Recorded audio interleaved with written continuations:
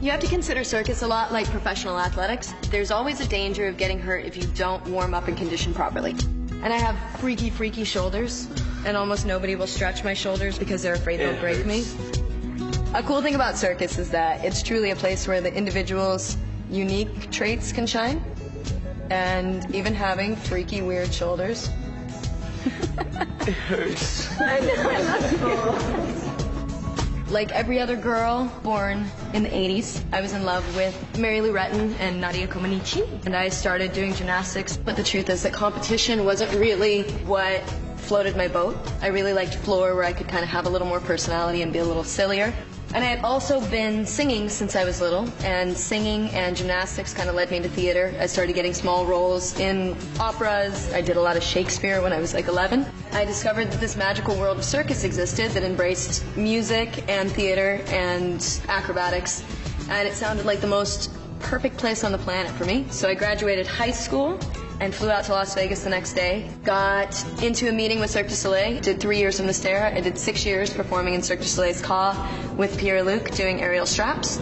And then we filmed Worlds Away, which was an amazing experience. And now I'm talking to you doing the splits.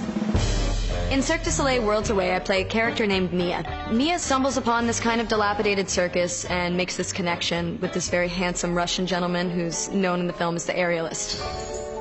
Both of them are swept away into the whimsical and mysterious world of Cirque du Soleil.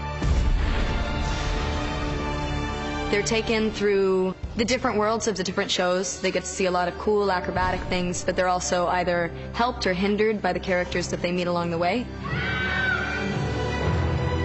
It's a love story. Nice, yeah, that's lovely right there. It is. Back in the 1960s, kind of 70s, my mom actually legitimately ran away and joined the circus, primarily as a nurse, but also as a clown. She did an act with Petunia the pig. Hey, Smart!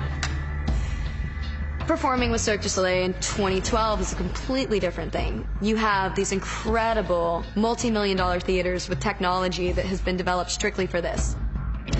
Cirque du Soleil's Ka has a stage that moves, and parts of it were technology that was borrowed from shuttle launches. Circus has come a long way from the days of trucks and big tops, but the beauty is that that world still exists, and it's still the heart of our universe. Get ready for Circus Marvelous! The numbers that you see in a Cirque du Soleil show have usually been developed over the period of months or even years. In Cirque du Soleil Worlds Away, my character Mia and Igor Zaripov's character, the aerialist, do an aerial duet. We knew each other, we were friends, but we had never been in the air together. We had a very short time to put it together, so we just had to bond together and trust each other kind of immediately and just assume that everything was going to work out and be okay. Ready, and action. Andrew Adamson brings this lightness to the set. If he needs your character to laugh, he'll crack a joke or he'll make you smile or something. He brings this really beautiful levity. He brought the narrative to life, and he brought the performances out of the individuals. And then on the other side, you have another exceptional storyteller in James Cameron, who is the current master 3D technology that we're admiring today in theaters. So we should be able to get in closer and kind of track them up. So you have James Cameron, sometimes 80 feet in the air, hanging from a harness, shooting down with 3D cameras, where Andrew Adamson is doing whatever he needs to do to relax the characters and bring the performance out of them. And it kind of ended up being this incredible harmony. Not to mention that in an intimidating situation where you're moving from stage to film, you couldn't possibly have two better kind of guardians. The epicenter of Worlds Away is a love story.